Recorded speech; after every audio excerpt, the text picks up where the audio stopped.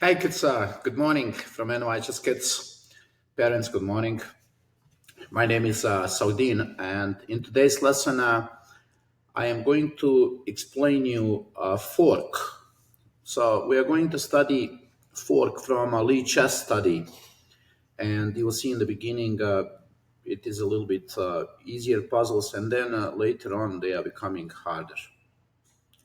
So this one, of course, it's quite easy. So let's see. If knight goes to e7, it makes fork. Right. What is a fork? Fork means a weaker piece attacking two stronger pieces. So we have here attack on the king and the queen. King is a stronger piece, so has to move, and then we take the queen. So with a fork, you get a stronger piece. Right? You are going to win one of the pieces. Let's see the next one. Here we have a fork in two moves. Right, so first move is just a regular move, and then we play a fork. How about you think a little bit, and then we're gonna find the moves.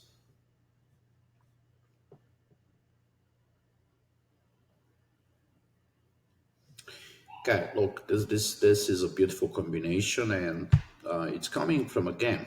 Right, it happened in the game between Petrosyan and Spassky in 1966. So Petrosyan played this move, Queen h8. Look at this cool move. He's giving a queen for free, and then he takes the rook with a fork. Look at this cool move. And then the queen is gone. So that's a fork. That means with a fork, you don't make a checkmate, right? You win a stronger piece. Now let's see what pieces can make a fork. Knight is very famous for making a fork. Pawns are well known for making a forks. Now, with other chess pieces, when you make a fork, you can do it with the bishop, queen, and the rook. Right? Even a king can make a fork. But some of those positions also you can call a double attack. Actually, fork is a double attack. So let's see. Here we have two pieces, bishop and the knight. So if you play this move, f4, we are making a fork. Weaker piece attacking two stronger pieces. And you see, it's a double attack, right? Because you're taking two pieces. And then when you take, that's it. So let's see now the next one. Here, if you play pawn to d5, you are making a fork. You are taking knight and you are taking the bishop, right? And of course, you take the piece. Let's see the next one. Here, it's a move with a rook. I would rather call this double attack than a fork. So rook is attacking the king and the bishop, right? But in this case, you see it's not the weaker piece attacking the two stronger pieces. This is really a double attack.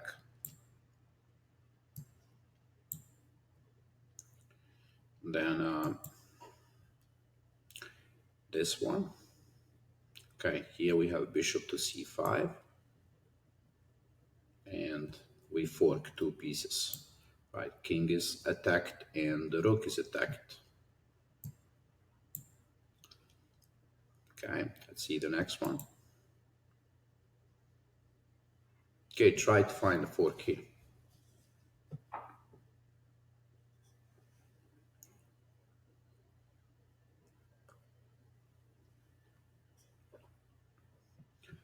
So you can play a move, attack the king and attack the rook. So this move, check, and then you take the rook.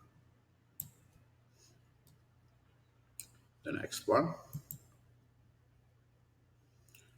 Okay, here we have a setup, right? So the knight can jump attack the rook and then jump to c7 and attack two pieces. So if you play this move, you see the rook is attacked. That means the black rook has to move, and then we play this move, knight c7. So you're attacking the king and you're attacking the rook on a8. So that's fork. Okay, the next one. Okay, this one is a little bit harder. Now, I'll help you. How about we make a move? We are attacking the rook and we are threatening the checkmate.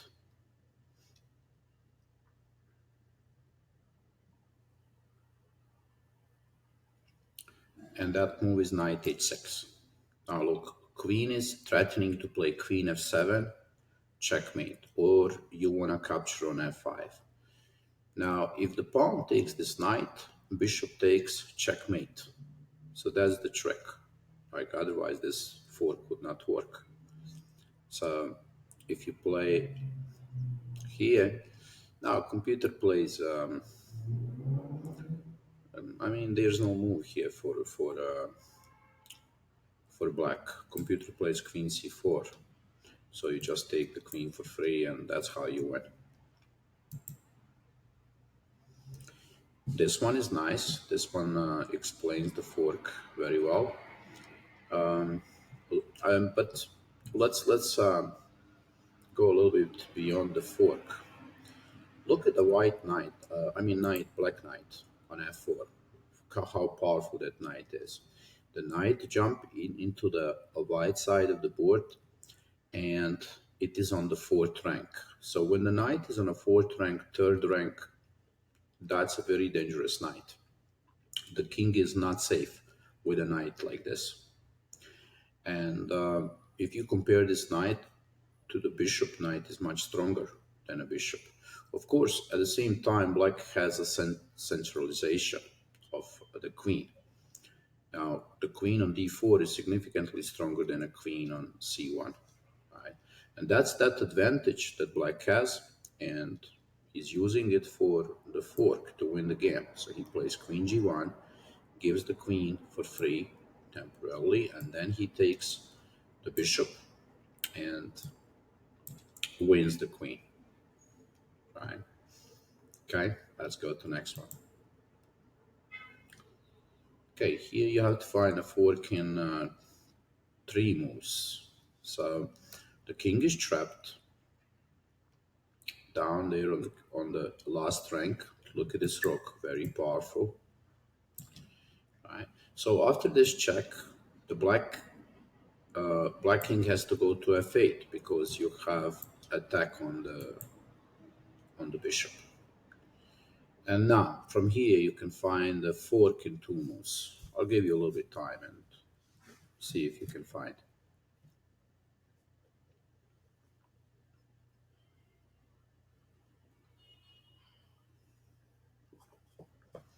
Okay, the move is rook a8, check, and the king has to move to e7, and then you play fork. That means here we have the three move combination to find the fork and to win the game. Okay, this one is of course very complicated.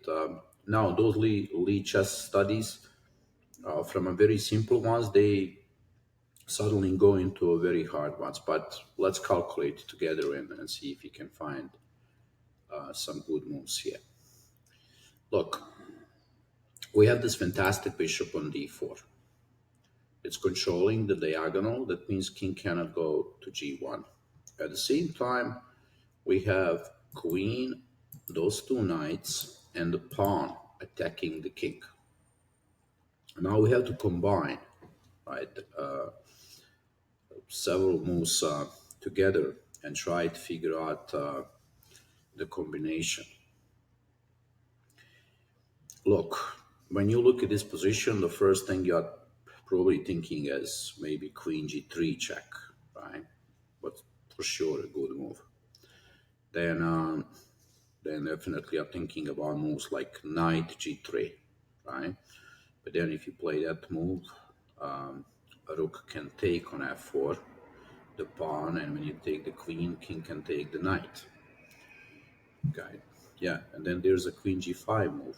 So it means this would be probably also okay, right? Knight g3.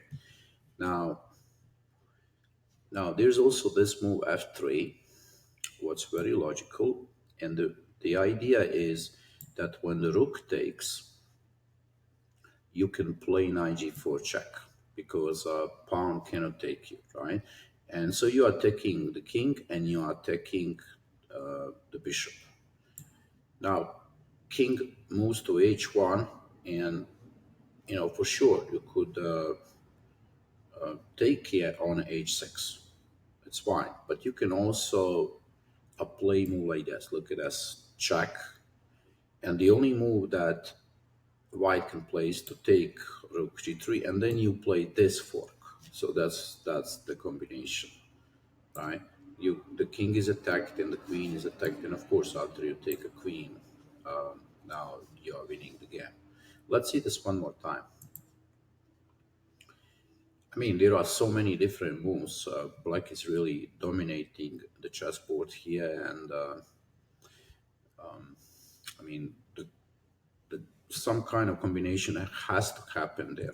Now, at the same time, you have to notice that white is a rook up. To be honest with you, I even didn't pay attention to that. I'm just looking at the checkmate here. So, yeah, the f3 is excellent move, right? Because with the f3, let me go back. With the f3, you are also threatening queen g3 and queen g2 checkmate, right? So the rook has to take, and then this move, excellent move, and then knight g3, and then knight f2, and you are winning the queen. Okay, let's go to the next one. Here, you can find this one on your own. This one is easy. It's white to move and make a fork.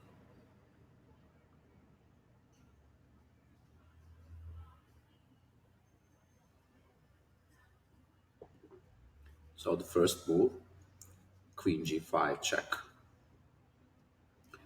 And black can go to f7 or h7. There are no other moves. And then when you take queen h5, you are forking the king and the rook you take, and now you're winning the game. Okay, let's see the next one. Okay, this one, it is a fork, but at the same time, this is more of the issues on the back rank. So I would rather put this puzzle into the back rank. So the first move is queen e6. Now you are giving your queen for free, right? But the rook cannot take that queen, because if the rook takes, then you play a rook d1 check, and king goes to h2, and rook h1 checkmate. So this is really demonstrating the back rank problems. But queen moved to b4 here, and now after queen c6, the checkmate cannot be stopped on this diagonal. This diagonal is very weak for a white, and yeah, this is the end of the game. Of course, you take here with queen or rook, and you are winning.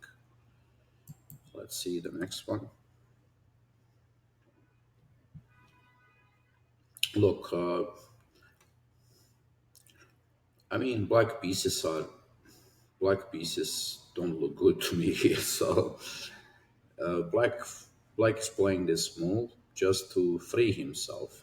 So basically, he takes this pawn, and then he plays a fork, right, attacking the bishop and the queen. And of course, he has to take. That's the end of the combination. Okay, so let's. Yeah, this one was easy to find, right? Knight f4. Let me see the next one. Okay, here we have the attack with the two rooks and the pawn. So if you play this move, rook g7, a rook has to take, and then we make a fork. See, this is a pawn fork, and then we get the rook. So, okay, this is a Lee chess study. You can find this study on NYChessKids website. Let me see. It is.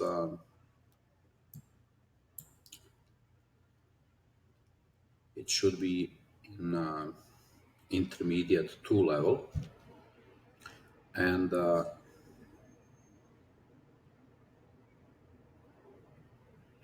it's here. Lesson number 10, right?